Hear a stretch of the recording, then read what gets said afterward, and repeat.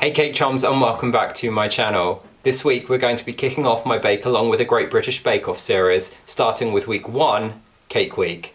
Let's get to the video.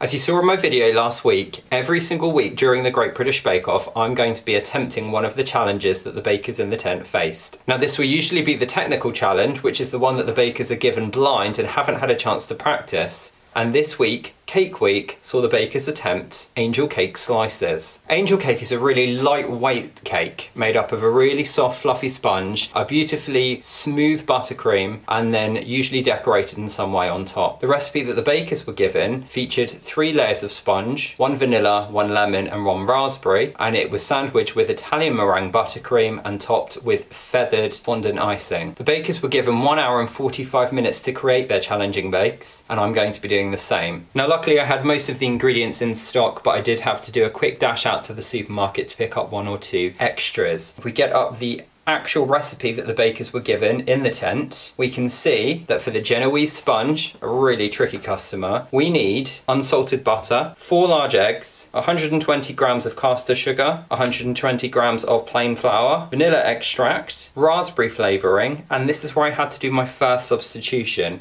Unfortunately, my local supermarket didn't have any raspberry flavouring, so I've gone for strawberry instead. Then we've got some pink gel colouring, some yellow gel colouring, and some lemons. To make the Italian meringue buttercream, we're going to be using 100 grams of caster sugar, 1 large egg white, and 85 grams of unsalted butter. And then for the fondant icing, we've got a box of ready-made fondant icing powder, which we just need to add water to, and some pink gel colouring. Now, this bake was made in 1 tin on the show last night, if you saw, and they divided that into 3 sections using parchment paper and foil. So I've put some snazzy Bako foil, parchment paper and foil together, and I did have to pick up a new tin because I don't have a deep tray baked tin. Now this one is fractionally smaller than the ones that the bakers use, but it's the only one I could get at short notice, so it might mean that my dimensions are slightly off, but we'll see what we can do. Anyway, let's get down to the baking.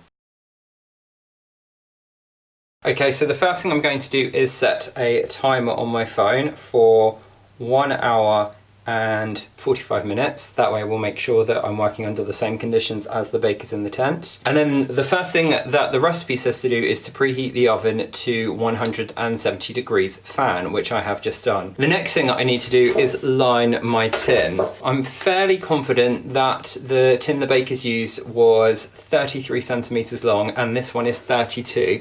So when I say it's slightly smaller, we are talking fractionally. And then I need to somehow create a structure to separate the tin into 3 sections. So 32 divided by 3 is 10.66. So each section of the tin that has cake in it will need to be about 10.66 centimeters in length. Let's see if we can do some sort of time lapse of me chopping up my parchment paper.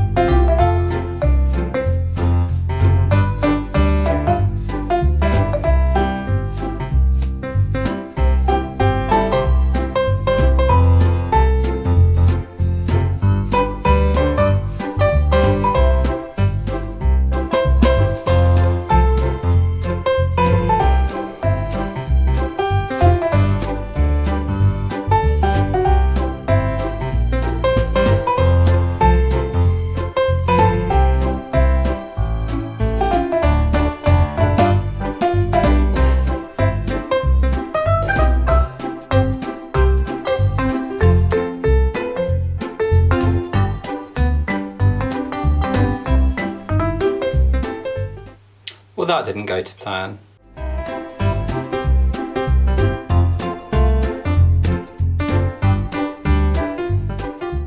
So it seems my pan is 32 centimetres from the edge of this lip to this lip. But actually at the base here it's about 27. So we'll start that again, shall we?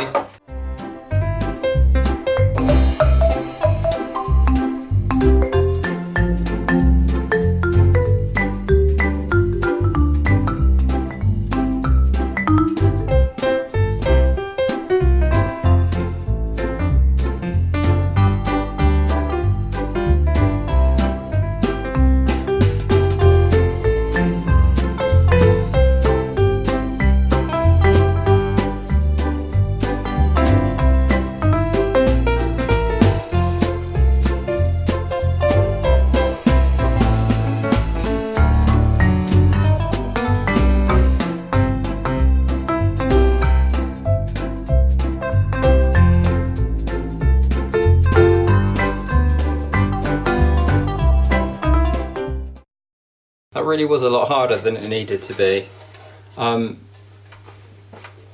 It's in, they're even. My only concern is because the tray is angled, there are small gaps at the top where mix could leak through, but I guess we'll have to see what happens. Now if we go back to the recipe, the next thing I need to do is make my Genoese sponge. Now this is started over a double boiler, so you have a bowl with your eggs and your sugar over a pan of simmering water, and then you whisk it until it reaches, according to this recipe, 43 degrees. So I need to put 4 large eggs and 120 grams of caster sugar into a bowl.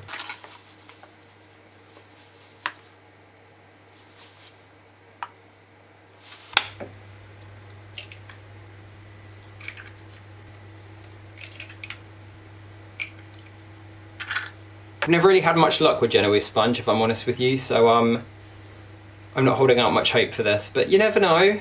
A few moments later. I'm very aware that I keep forgetting to talk to you guys and be remotely entertaining, but there are so many steps to this recipe that I can barely keep track of them, let alone remember to be like entertaining as well.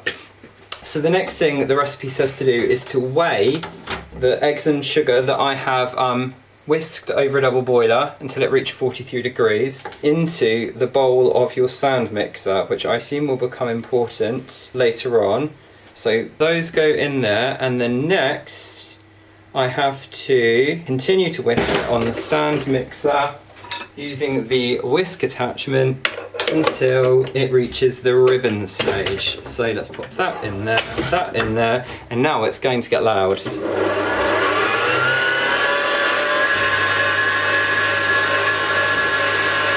We're still only on step 3, by the way. There is a lot more to come.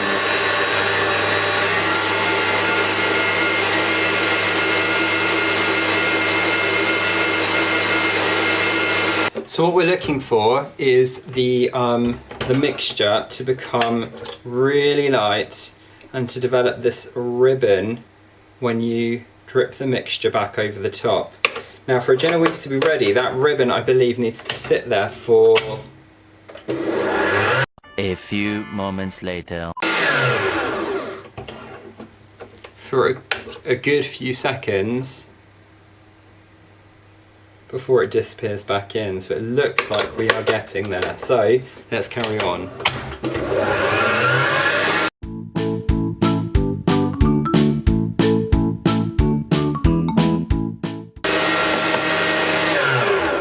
So while that was happening, I have put my melted butter into 3 small bowls, and into those I am going to, so we're going to add the vanilla, the strawberry in my case, and pink food colouring, and lemon zest and yellow food colouring.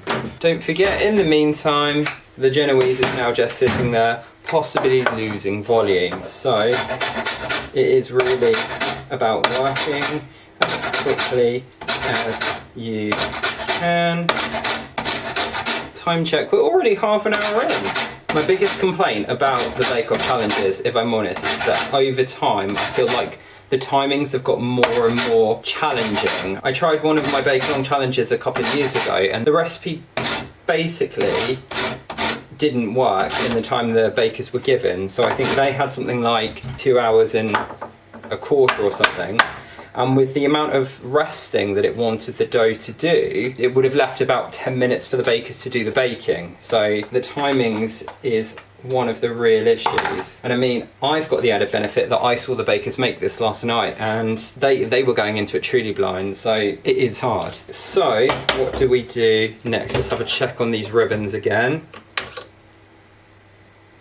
Yep, so they're definitely staying there. You are my witnesses. It is on film. I have ribbon consistency. Divide the whisked egg mixture into 3 bowls, working with 1 bowl of egg mixture, flour and butter at a time. Sift the flour over the egg mixture and fold in, add the butter and fold. Work quickly to prevent the mixture collapsing.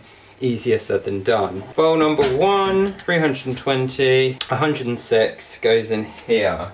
Oh, I'm really scared. I can hear the bubbles popping as I do this. Look how much room I'm running out of as well. I don't trust that there's going to be enough, you know. Let's do these in one go. So that was 3 spoons. 1, 2, 3. 1, 2, 3. 1, 1. 1. Yeah, there definitely wouldn't have been enough. The recipes lie. Maybe it weighs less because there's air in it now. Maybe it weighs less because I've done it wrong. Firstly, we need to sieve over the flour. Just running out of shot every few seconds. Okay, flour. So flour into this one. Gently sieve in.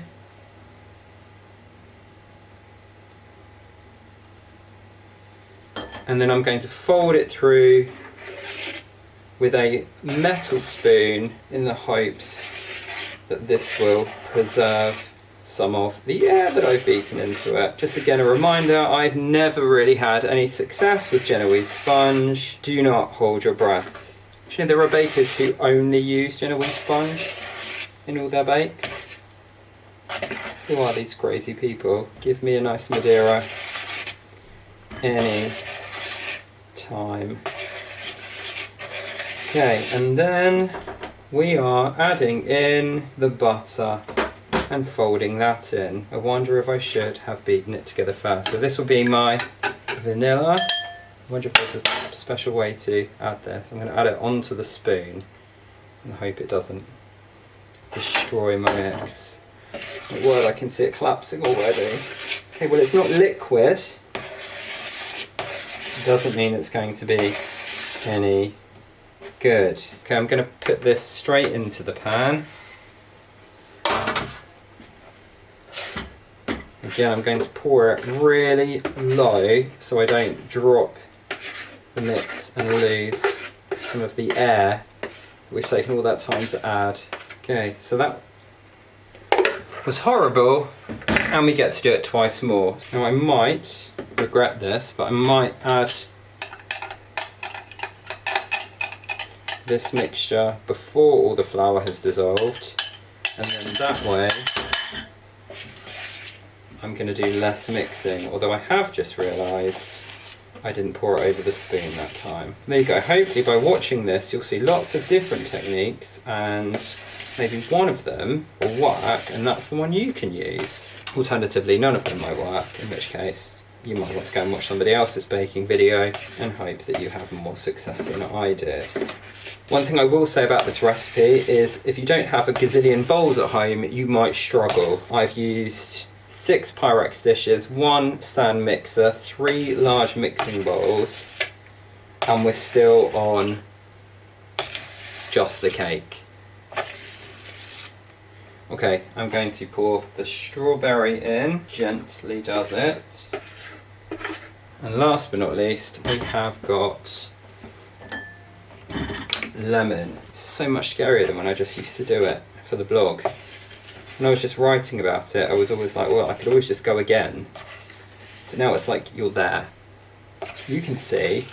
And I mean, I could still go again, although I'd probably run out of time.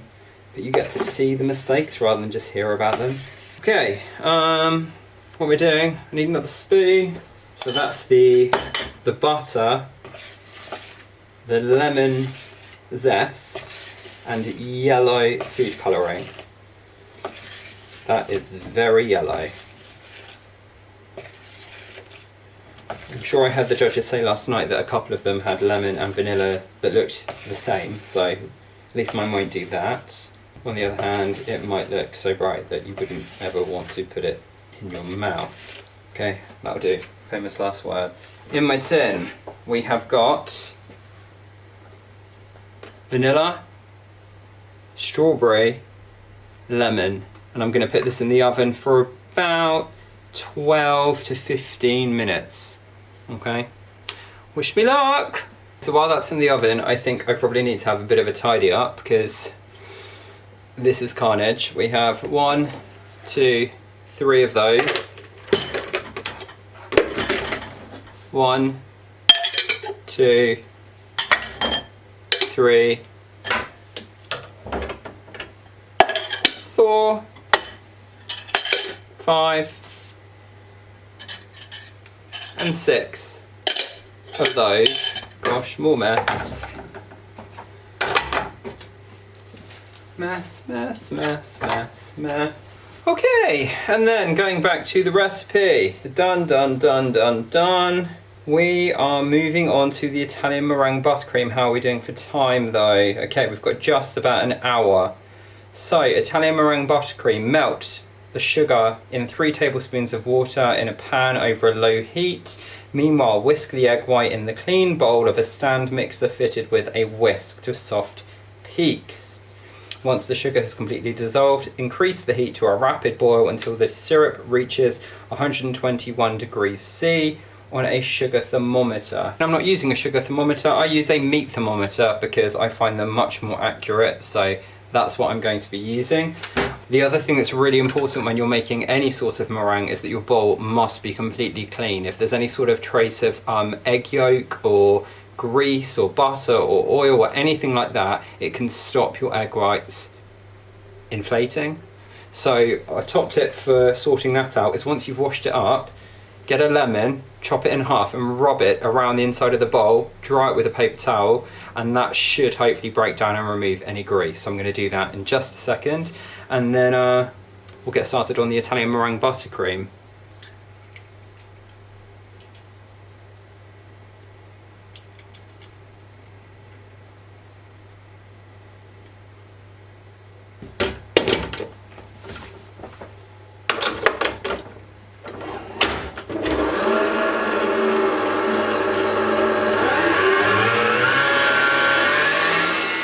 A little longer than a few minutes later.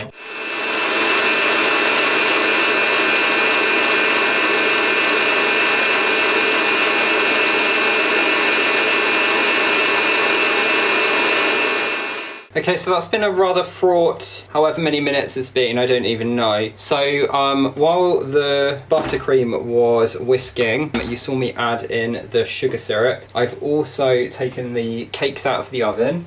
We did have a bit of a mishap with this paper folding over and getting stuck in the cake a bit, but never mind. I seem to have had a reasonably good rise from them. Possibly not as much as I would have liked, but it will do. So I'm just leaving them to cool on a cooling rack. I've left them in the paper because I want them to firm up slightly before I try and take the paper off, otherwise I could see them falling apart. The next stage is to whisk the egg whites with the sugar syrup until it's cooled to room temperature, and then when that's happened I'm going to add in my room temperature butter.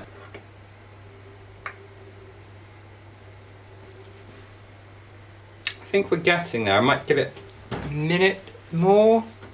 How are we doing for time? Got about 31 minutes to go, about.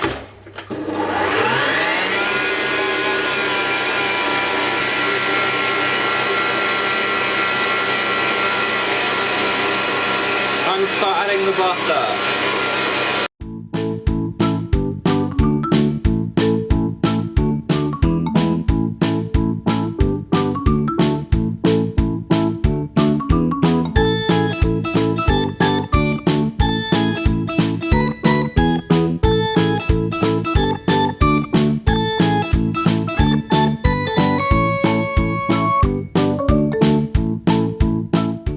Okay, so it's starting to come together. I've got a lot of splashback up around the sides of the bowl of both the egg whites, the butter and the sugar. So I'm going to try and scrape it down together as much as I can.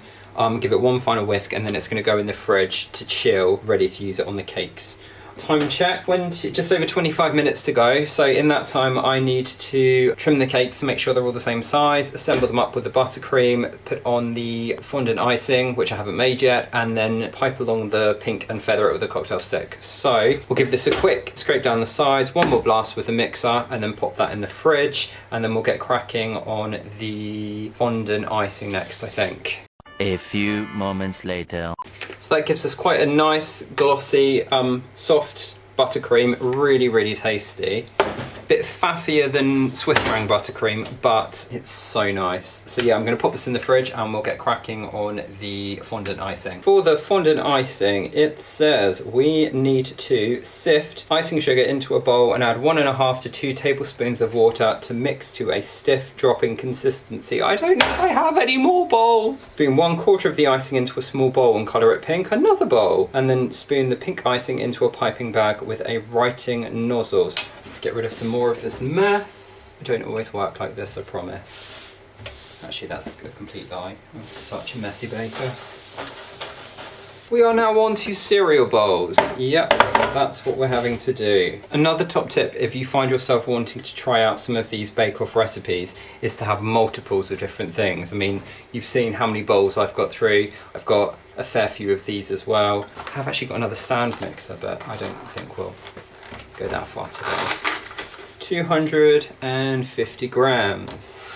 That's a lot. I need a bigger bowl. You're all getting a lovely view of my hat today, aren't you? I believe it said 1.5 to 2, so there's 1.5. Now it's very easy with icing, royal icing, fondant icing, all of them, to feel like you need to add more water before you do. It has a habit of looking really dry, and then suddenly at the last minute it all just comes together. So do give it a bit of time. Although saying that, I'm going to need the other half. We want this to be fairly thick, so we don't want it to run off the top of the angel cakes. We saw a lot of that last night. Okay, I'm pretty happy with that. We're runny, but we're not too runny, I don't think. And then the last thing we need to do with this is put some into the separate bowl and add the pink.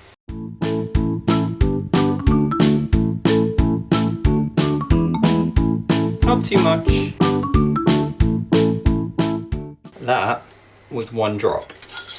Oops. We have got 15 minutes to assemble everything together. So the next job is going to be to cut the cakes to the right size and then build it. So give myself a bit of space to work with here.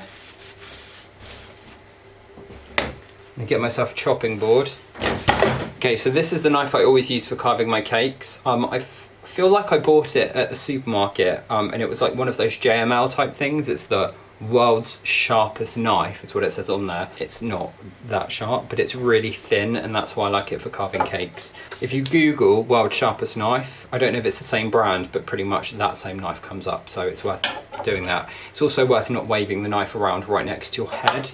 Top safety tip. Cakes are a little bit warmer still than I would normally like before I start assembling. However, they have just been thrown in the fridge at the same time as the buttercream, so I don't think we're really going to get them any colder than they already are. Really important to be careful when removing them from the paper, because Genoese can be quite delicate until it is fully cooled. So there is my vanilla. It's definitely a sponge.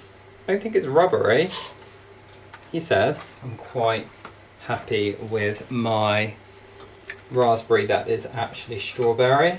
And then, bless it, my little lemon got a bit bashed around in the oven, but it's definitely still a sponge cake. When it comes to sizing these, I'm going to start with the smallest one, which I think is the vanilla, and I'm going to use that as the basis for all of them. So I'm going to cut it just so it has a nice sharp edge. Can you see that past the mixer? We are going to need to use it again, so I don't want to get rid. No, you couldn't see it past the mixer because the camera was off. Okay, nice straight cut down the side there, and get rid of the offcuts. And then we'll put that on top of that and do exactly the same thing again. So 1,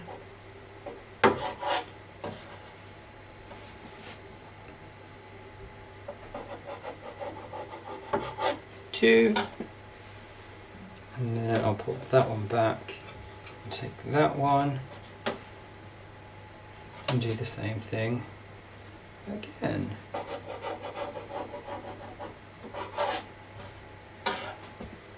Okay, I'm sweating now and we have 10 minutes to go. So that's what they're supposed to look like. Got vanilla at the bottom, then we've got the raspberry, and then we've got the lemon. So let's build some cakes. So I'm going to assemble them on this smaller board just so I can move them around, and then we will transfer them onto a serving plate of sorts. And what did we say first? Vanilla at the bottom. So vanilla, palette knife,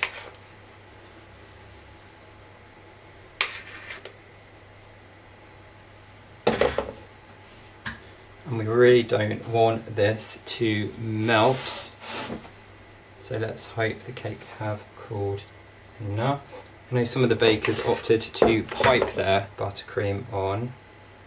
Maybe that would have been a better idea, but I'm just very aware that the one in the Bake Off's own kind of example that we saw Prue and Paul trying, it didn't look piped, so do our best to do a neat job without piping. I imagine actually, in all seriousness, the one that we saw Prue and Paul trying is they'll have made a bigger one and then trimmed it down so you've got nice neat edges. So that's another option if you decided to make this, just trim the edges off to make it look nice and neat.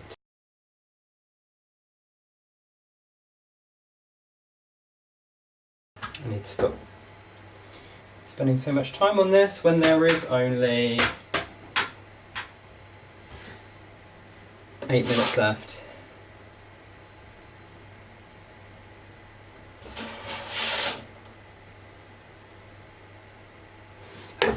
Okay, so then it is the raspberry. We just need to throw some buttercream on it at this point.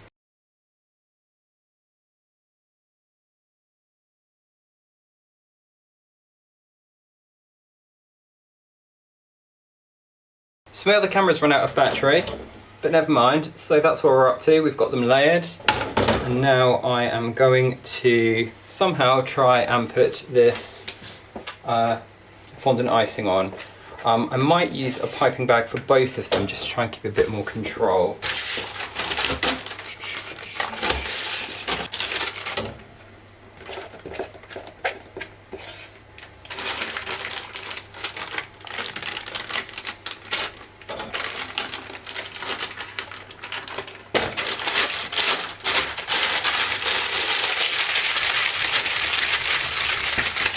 We are just piping on the fondant icing in white, very haphazardly because there is no time. I have a horrible feeling it's going to start running down the sides. And then we need to pipe on the ink.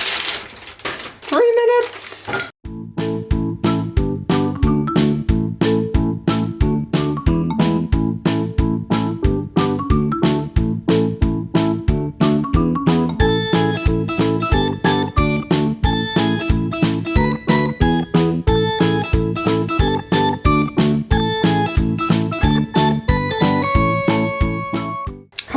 Last job is to trim these bad boys into 6.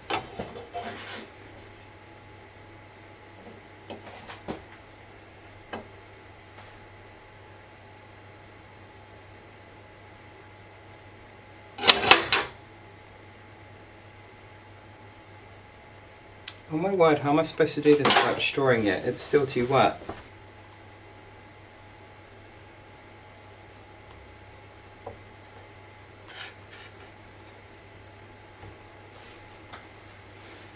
Well, that looks hideous.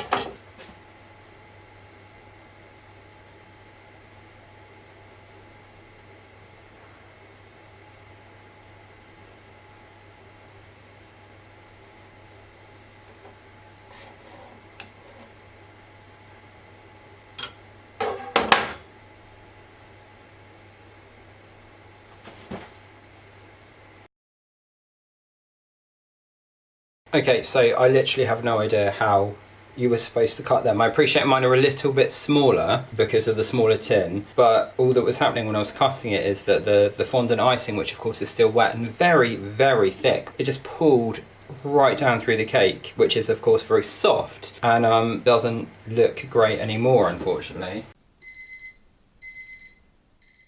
Yeah, I ran out of time. I'll be honest with you, the part I found the hardest was cutting the cake up into the 6 slices it had to be served in. Fortunately, my camera died when I was doing my feathering, but I've done feathering before, that's not exactly tricky. But fondant icing is very, very thick, and the quantities that we use today, based on Pre's recipe, were particularly thick. So what was happening as I was trying to cut through the cake is it was actually pulling the icing down with the knife, which meant of course it was then, rather than making a nice clean cut through the very soft cake, which has only been out of the oven a little while, it was actually kind of almost obliterating it as it went through. In fairness, my slices are slightly smaller than the recipe wanted because of the fact I use a slightly smaller tin, which means that they are struggling to stand up on their own, and as a result a lot of the icing is kind of falling off the side. But I will see if I can get a nice photograph of one of them so we can at least try and get a thumbnail out of this. That was angel cake slices. So to summarise, we've got vanilla Genoese sponge, we've got, in my case, strawberry Genoese sponge, and we've got the lemon Genoese sponge. Now, while the cake's been lying on its side, a lot of the fondant icing has slid off the top, which is a shame. But I guess the proof of the pudding is in the eating, as they say. We've definitely got a really good texture on the sponges. I will give myself props for that. So here's the vanilla. Pretty nice. The strawberry. I don't hate it. I think that extract would go really nicely in a buttercream, particularly for a child's cake. And then the lemon. We just can't go wrong with lemon cake, can you? The buttercream came out perfectly. I'm really, really happy with that buttercream. And unfortunately that fondant icing on the top, you really just can't see how it came out because it's all slid off because it's still wet. It hasn't had a chance to set. I'll see if I can manage to pick up one of these other slices so we can at least see what it should have looked like. Okay, so it doesn't want to stay stood up, so I'm going to try and be really careful, but that is probably the best one we've got. And you can see you've got that feathered icing on the top there, but again it is sliding down. My kitchen and my cake room are destroyed. I've used more bowls than I've ever used in my entire life, and that was just week 1. So yeah, would I make it again? Probably not. Did I enjoy making it? Yeah, actually, if I'm honest, it was. It was fun. It was nice to have another go at Genoese, and probably the most successful Genoese sponge I've ever made.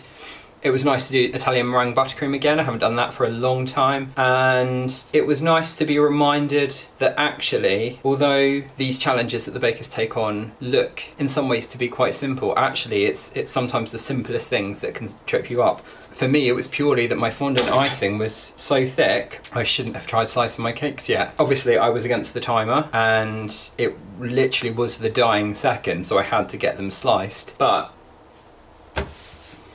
there we go. At the end of last night's show, we got a sneak peek at what we can expect from Biscuit Week, including a glimpse of the technical. Did anyone else catch it? It caused a lot of excitement here at Mr. Baker's Cakes HQ because somebody is a huge fan of them. If you spotted what it was, make sure you comment down below. If you enjoyed that video and you want to follow along with more of my Bakealong with the Great British Bake Off adventures, do make sure you hit that subscribe button. And if you'd like to get a notification of every time I upload a new video, you can also ring that bell. Do let me know in the comments if you're you're planning on having a go at this week's technical bake, the angel cake slices, or of course any of the baker's other challenges. Your options are the signature, which was a tasty fruit cake, the technical, or of course the showstopper, a child's birthday cake. Anyway, thanks so much for watching, guys. I'll see you next time.